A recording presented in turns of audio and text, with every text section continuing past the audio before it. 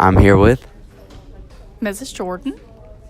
So, Mrs. Jordan, in your own words, how could you describe a Puritan?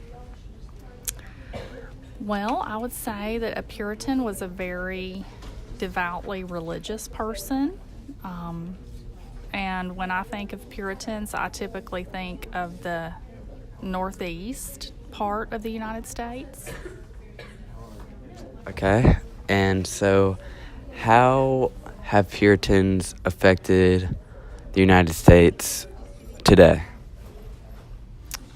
I would say that I can't necessarily think of a specific example for today, other than the Puritan society had a great influence on the literature and culture of their day, and a lot of those traditions are still talked about and studied in modern classrooms. For example, Sinners in the Hands of an Angry God. All right. Thank you. I'm here with. Amelia.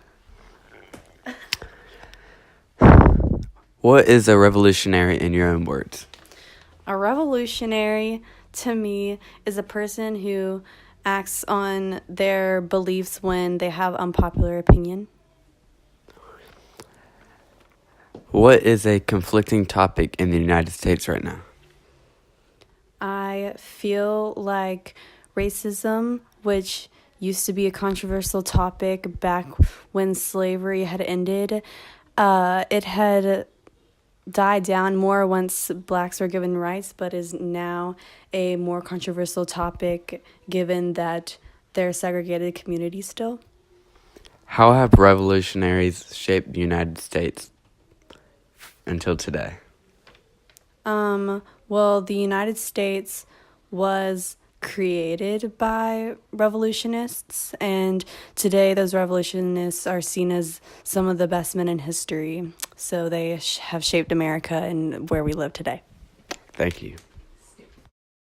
I'm here with Clay Carr.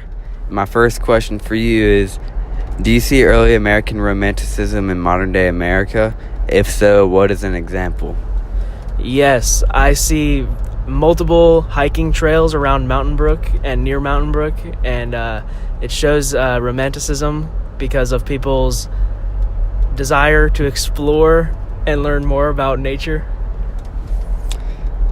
And how does that relate back to you? Well, I've always enjoyed exploring nature and learning more about the world around us, and so that really brings out my romantic beliefs. Thank you. I am interviewing Mrs. Martha Burns about realism. So my first question is, what is the definition of realism in your own words? Realism is a portrait of what is. If you are talking about, if you have a realistic painting, like the one that I'm looking at right now, those workers, it's a painting of workers, and it's very clear that that they are, that what their task is. So realism is a portrait, whether in words or in art, of what is. Okay, and for my second question, how are realist narrators seen as compared to fictional narrators? Well, I think of Frederick Douglass as who narrated the events of his life, and Nick Carraway compared to Nick Carraway, who was the narrator in The Great Gatsby.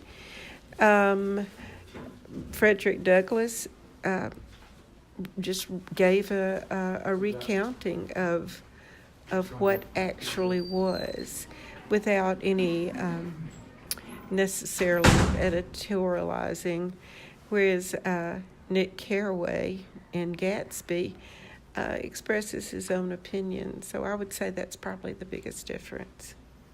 All right, and for my last question, what is the importance of realism in historical books such as Huck Finn? Very important, because that is the way that we know how life really was, how people actually reacted to the historical setting.